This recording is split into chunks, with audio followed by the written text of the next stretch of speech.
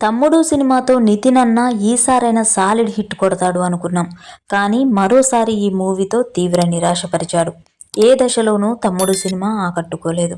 Cinema ప్రధానంగా hero తన సోదరితో ఎలా తిరిగి కలుస్తాడు, ఆమెను ప్రాణాపాయం నుండి ఎలా కాపాడతాడు అనే అంశం చుట్టూ తిరుగుతుంది. వారి మధ్య అనుబంధం, తిరిగి కలుసుకోవడం సినిమాకు కీలకమైన అంశం. నిజానికి ఈ సినిమాలో నితిన్‌కు లోతైన భావోద్వేగాలు, యాక్షన్ రెండూ ప్రదర్శించే అవకాశం ఉన్నప్పటికీ అతని నటన రొటీన్‌గా అనిపిస్తుంది. సినిమా మొత్తంలో ఎక్కడా చెప్పుకోదగ్గ ప్రభావం చూపలేకపోయాడు.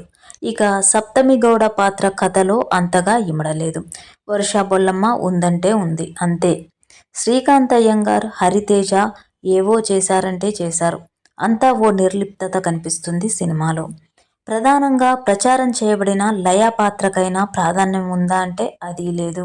కథలో ఆమె పాత్రకు సరైన పట్టు లేదు.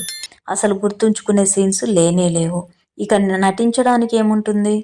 నితిన్ అన్న నెక్స్ట్ వచ్చే ఎల్లమ్మ సినిమాతో అయినా హిట్ కొట్టాలని కోరుకుంటున్నాం. మరి మీరు చూసారా తమ్ముడు మూవీ? ఎలా ఉందో కామెంట్ చేయండి.